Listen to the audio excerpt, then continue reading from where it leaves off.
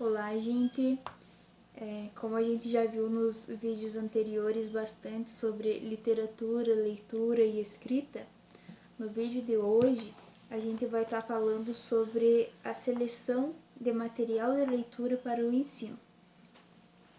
Então, aqui, após tratar de procedimentos práticos sobre a questão da formação do leitor, o Richard Bamberge insiste na importância do acervo a ser apresentado aos pequenos leitores. Então ele fala o seguinte: é fundamental que se ofereça grande quantidade de material de leitura capaz de interessar e divertir os alunos, não só aumentando a sua capacidade de leitura, mas também induzindo a um permanente hábito de leitura. Os bons livros infantis, por conseguinte, são o fundamento do ensino da leitura. Os interesses pelo enredo e pelo destino das personagens levam a criança a terminar o livro num certo prazo de tempo. Quando isso acontece, obtém-se o efeito prático tão necessário à compreensão da leitura. É nesse ponto que a influência da sala de aula se combina com as inclinações na esfera pessoal. Então aqui já dá pra gente perceber que quanto mais você investir naquele acervo de livros, de levar bastante livros, né, mais eles vão ter opções, né? E quanto mais eles se interessarem por aquela história, mais eles vão ler antes, né? Porque eles já querem saber o final antes, né? Quanto melhor for a história, mais rápido eles vão ler aquele livro, né? Quanto mais interessante, mais eles se dedicam, né? Então não adianta nada você levar um livro muito grande assim e não chamar a atenção deles, né? Então é interessante que a gente disponha de grande quantidade e variedade de livro para que a criança, a hora que ela for escolher lá, ela se identifique com o que ela quer, se divirta, goste daquela leitura e vá praticando. Vai melhorar a sua compreensão e a fluência dela. A formação do professor para trabalhar com literatura pressupõe que ele tenha desenvolvido a sensibilidade para o texto literário, tenha adquirido conhecimento a respeito de obras, edições e autores da história da literatura infantil, e conheça as funções da literatura para que tenha condições de escolha adequada de textos para desenvolver atividades de formação de leitores. Entre esses critérios, arrolamos os seguintes: conhecimento a respeito dos interesses dos alunos, sem que eles venham a tornar-se os únicos critérios da seleção. Conhecimento da produção literária clássica e canônica para crianças. Conhecimento de lançamentos recentes por intermédio de visita a livrarias, leitura de catálogos impressos ou eletrônicos, sites na internet. Atendimento à filosofia e aos princípios da educação contemporânea, ênfase no aprender e no aprender a ser. Atendimento às qualidades estéticas da literatura, sem preconceitos nem moralismo, preferência por textos inovadores e emancipatórios. Então aí o professor que vai trabalhar com a literatura, ele precisa desenvolver essas atividades aí de acordo com esses critérios, né? O conhecimento dos alunos, né? O professor precisa conhecer quais são os interesses que seus alunos possuem para que ele possa vir a trabalhar, né, adequadamente com eles. O conhecimento de produções literárias, né? Conhecer as produções clássicas que já existem, né? Mas também está sempre atento às produções novas, né? Está sempre procurando inovar, procurando o que tem de produzido mais recente, né? Não ficar só no que já tinha, né? E para isso ele pode ir em livrarias, procurar na internet, né? Tá a par de catálogos, né? Hoje em dia A gente pode contar com uma grande variedade aí, né? As editoras, elas são bem atualizadas, elas estão bem a par da tecnologia, então é fácil você estar sempre acompanhando novos lançamentos e novos autores. Sempre trazer uma grande variedade, né, para a sala de aula. É interessante também pedir, talvez, para cada aluno trazer um livro que tiver na sua casa, né? Fazer aquele compartilhamento, né? Trocar de livro, talvez, né? Traz um, troca com o colega que trouxe outro, né? De vários gêneros, porque ninguém vai trazer só romance, né?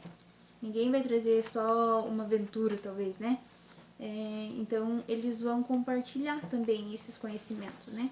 E sem falar que aqueles livros não vão ficar largados lá na casa, né? Criando poeira.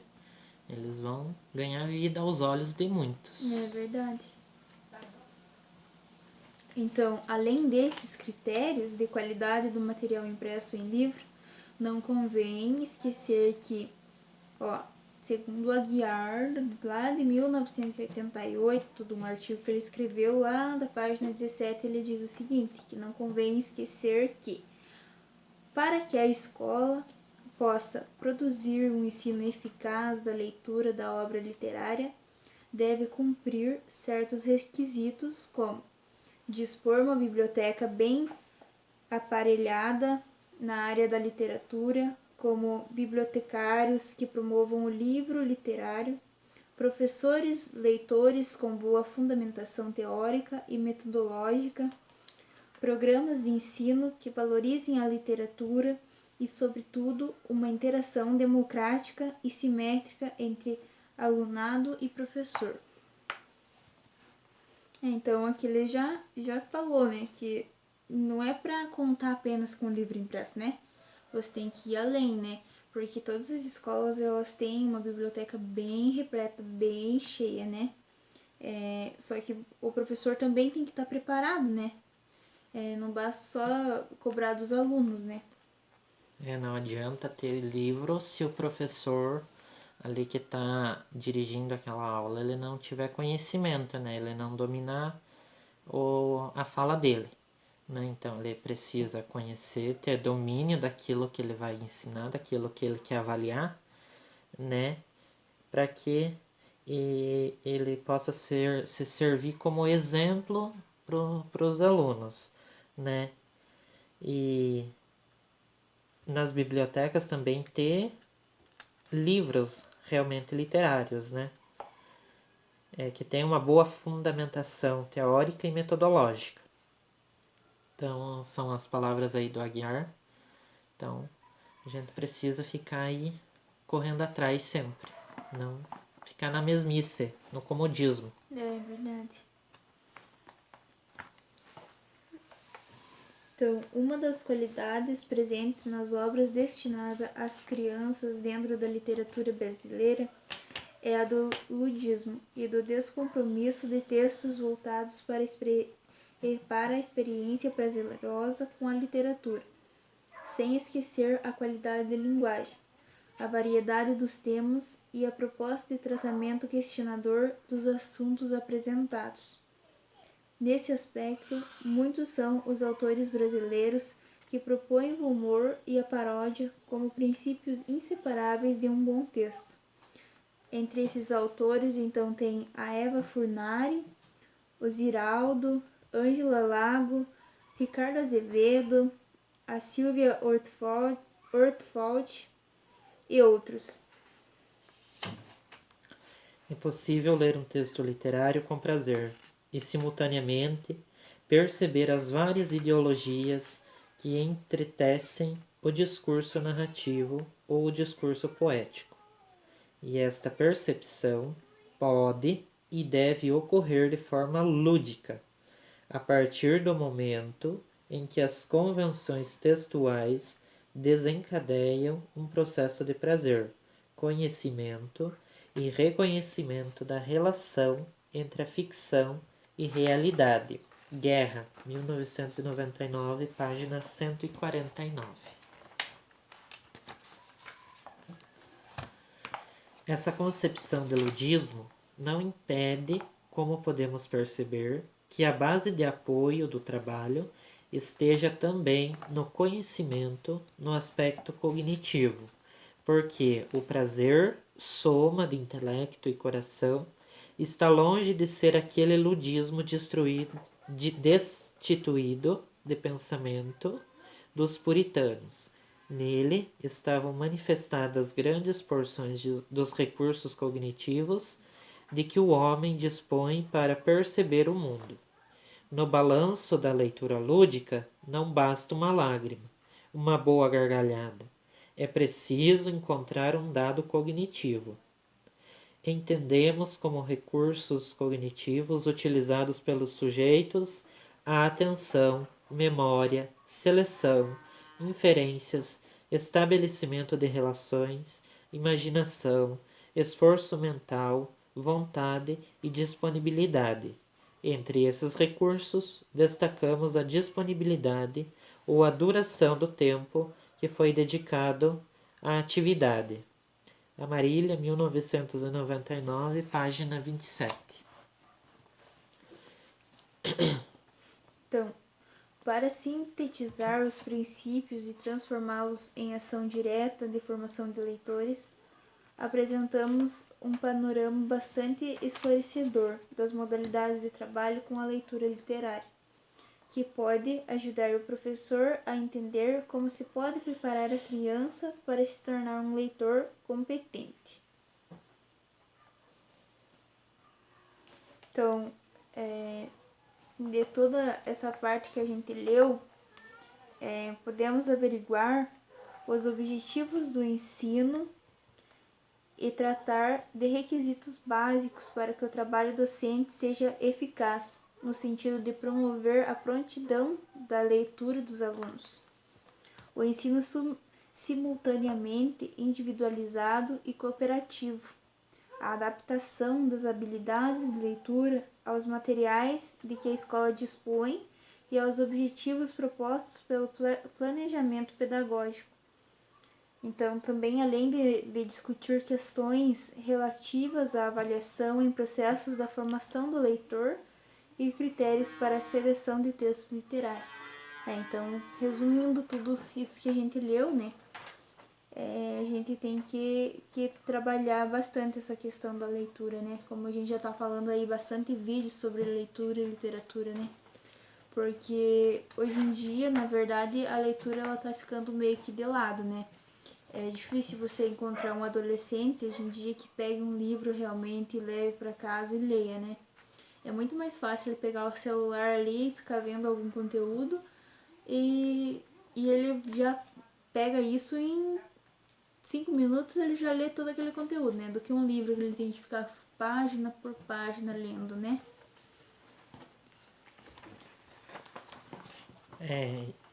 Dando só mais uma falinha ali, através da leitura a gente consegue atingir alguns recursos cognitivos, né? Por exemplo, a gente desenvolve a atenção, a memória, a seleção, inferências, né? A imaginação, esforço mental, né? A vontade. E para tudo isso, para você conseguir desenvolver todas essas questões, você precisa ter uma disponibilidade, né? Você pensar no teu dia e tirar um pouquinho do teu tempo para você trabalhar a leitura e literatura, né? Então, quando você tira esse tempo, você se organiza, tem essa disponibilidade e faz realmente com competência, você não está só ficando um bom leitor, né? Um leitor fluente, mas o teu pensamento, a tua imaginação, ela está melhorando. As áreas cognitivas da gente mesmo, né? Todas elas vão ser beneficiadas. A leitura só tem a somar, né? Na verdade, pra gente, na vida, né? Ela não vai te diminuir nada, muito pelo contrário. Quanto mais você lê, mais conhecimento você tem. E se você for olhar na vida, conhecimento é a única coisa que ninguém pode tirar de você, né? Porque carro, dinheiro, né? Isso um ladrão vem e te toma, né? Ou você perde, né? Dívida, essas coisas. E o conhecimento não, o que você tem guardado dentro da tua cabeça, isso ninguém pode tomar de você, é teu, né? E quanto mais poder, quanto mais conhecimento, né, mais autônomo, mais poder você tem, né? Porque você não vai se deixar ser dominado, né? Não vai se deixar levar pelas opiniões alheias. Então agora vamos falar sobre já um outro assunto, mas tudo a ver também com o que a gente já estava falando, né? Só dando sequência, na verdade. Tá tudo interligado um tema com o outro. Então vamos ver umas considerações a respeito da adequação do texto literário às atividades em sala de aula. Arrolamos algumas condições que dificultam a leitura infantil e podem afastar a criança do livro.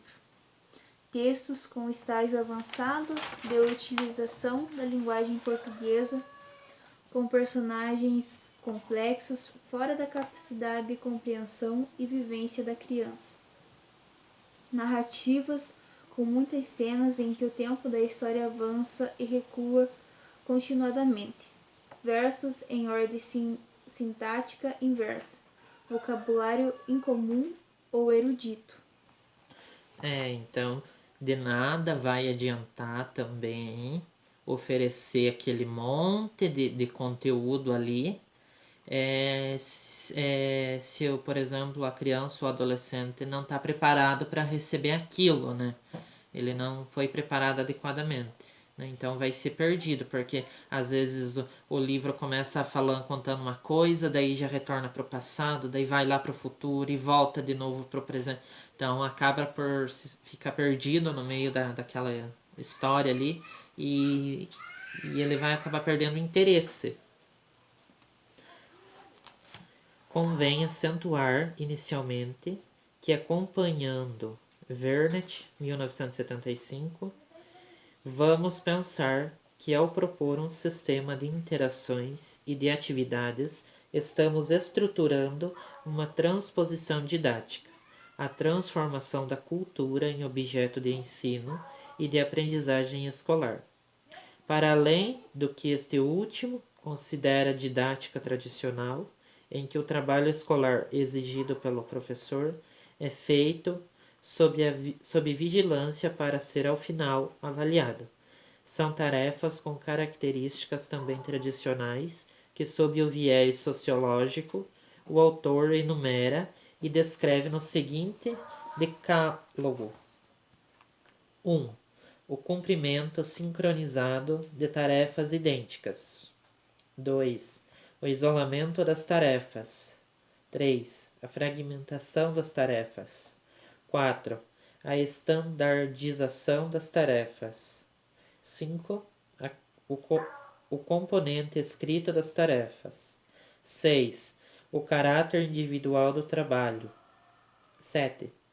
O caráter quantitativo do trabalho. 8. A alternância rápida de tarefas. 9. A relativa facilidade das tarefas. E 10. O caráter pouco interativo das instruções. Então, são esses 10. São 10 aí. Como que eu posso falar? 10 características que o autor descreve aí no decorrer do ensino da leitura. Então, o cumprimento dessas tarefas atende à expectativa de uma tradição de trabalho em sala de aula que mantém os alunos engessados, passivos e indefesos. Interessa a Felipe Perrenaud propor outras renovadas práticas. Outra vez, as reúne no formato de um conjunto de 10 itens. Então, ele acha que sempre tem que estar inovando, né? Então, ele dá alguns exemplos também aqui, que ele numerou, né? Então, 1. Tarefas diferenciadas, não simultâneas. 2. Tarefas abertas em sua solução. 3. Tarefas mais globais, com problemas reais e funcionais. 4. Tarefas menos estereotipadas. 5. Tarefas que incentivem a oralidade. 6. Tarefas assumidas coletivamente. 7.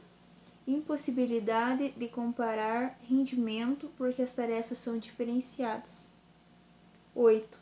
Tarefas de longa duração. 9. Tarefas com utilidade prática e do interesse do aluno. 10. Tarefas executadas progressivamente e concertadas entre alunos e professores parceiros. Então, aí nessas 10 a gente vê aí que o Philip, ele propõe atividades aí totalmente renovadas, diferentes do que era antigamente. E realmente é isso aí. Tá buscando inovação sempre. Ele até no item 3 lá ele fala tarefas mais globais, né? Com problemas reais e funcionais, ou seja, mudar talvez totalmente um pouco daquilo que era tudo muito igual, né? Trazer para dentro da sala um pouco de coisa real, né? Viver a realidade do nosso tempo. A mudança dessa ótica de trabalho amplia os espaços de manifestação dos alunos. Mas para essa atividade renovada, também se exige um professor afinado com ela, disposto a correr os riscos de tropeços e maus resultados, sobretudo quando na implantação da mudança. A literatura, enquanto parte da cultura, cabe nos pressupostos didáticos da transposição. A pergunta que se faz é: como se dá a transformação de teorias em práticas escolares? Em especial, como tratar de um texto literário em sala de aula, na educação infantil ou no ensino fundamental? Que atividades podem ser propostas para alterar, ao menos parcialmente, o predomínio das estratégias tradicionais e arejar o trabalho com a literatura? Então, aí são perguntas que fazem a gente pensar o que a gente precisa fazer para realmente mudar a forma como a gente está trabalhando hoje a literatura em sala. Então, as sugestões de atividades para os discentes foram adaptadas, alternadas, ampliadas, sintetizadas e utilizadas de livros que consideramos úteis e exemplificativos.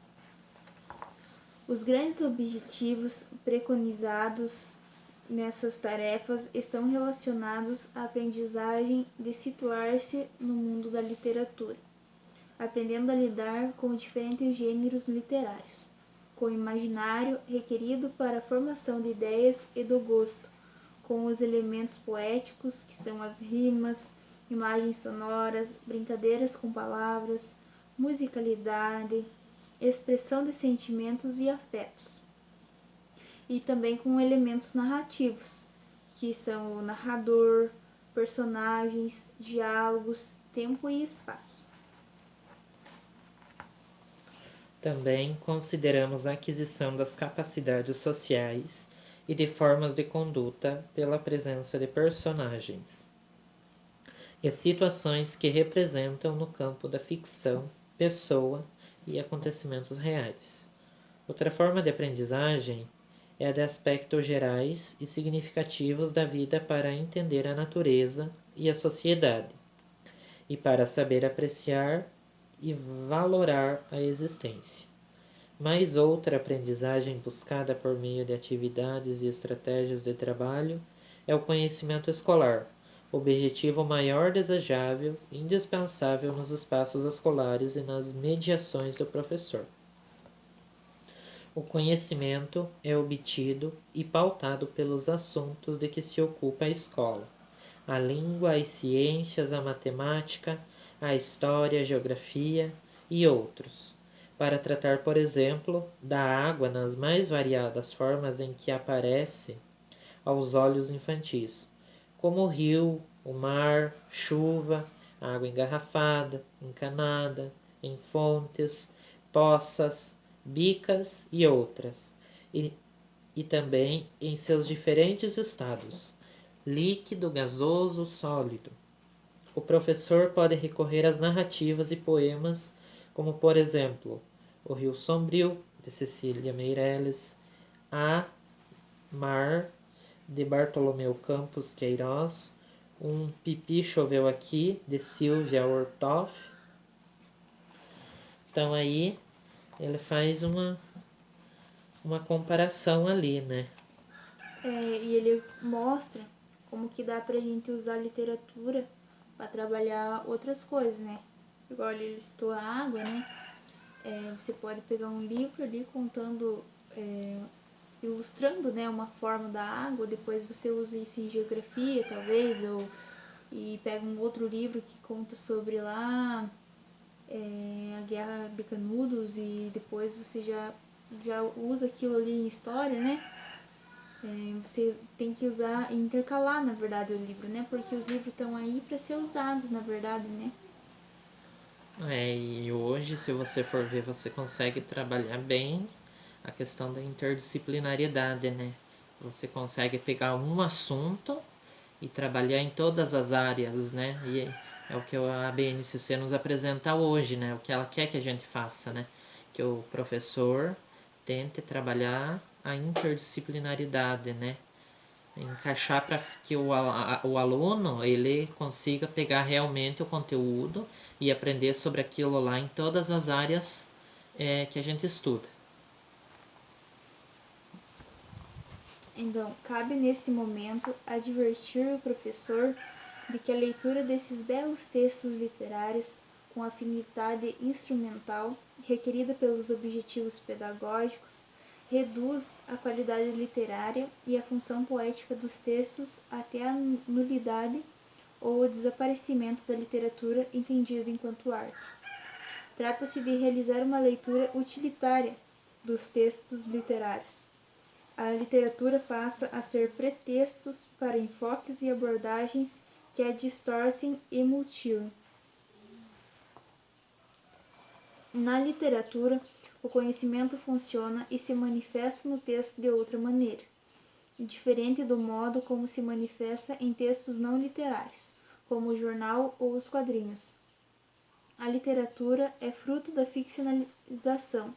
Isso significa que, por mais que as informações e os fatos estejam descritos e relatados com sentido próximo ao real histórico e concreto, sempre estarão cercados por elementos ficcionais, personagens, diálogos inventados, enredo fictício. Por exemplo, se a obra se refere à escravidão, como em Do Outro Lado Tem Segredos, de Ana Maria Machado, quem narra os fatos não é o historiador, é o personagem criança inventado. As descrições de paisagens ou cidades, por exemplo, estão nas dependências da perspectiva, da adjetivação, da qualificação dos personagens ou do narrador. Há um belo jogo entre paisagem real e a paisagem sonhada, na obra Paisagem, de Lígia Bojunga. Concluindo, qualquer tratamento do texto literário ao longo dos trabalhos ou atividades deve considerar essa qualidade de invenção, querer transpor as histórias ou poemas para situações reais, é correr o risco de esquecer a palavra artística e pensar transitivamente o texto, isto é, olhar através das palavras para a realidade. É isso aí mesmo, gente. Através das palavras você escrever o que você está vivendo naquele momento, né? Você pôr a realidade em palavras, num livro, né? Como a gente já falou também nos vídeos anteriores, né, que o autor ele é ligado à obra e ao leitor, né? Então ali quando você está escrevendo aquela obra, você está passando os teus sentimentos, as tuas emoções, né? Contando tudo aquilo que você sentiu para que outra pessoa possa chegar, pegar aquele livro e sentir, né? Aquilo que o autor tentou passar, né? Então, Esse foi mais um vídeo falando sobre leitura e literatura. Espero que tenham gostado e esperamos vocês num próximo. Até mais. Até mais, gente.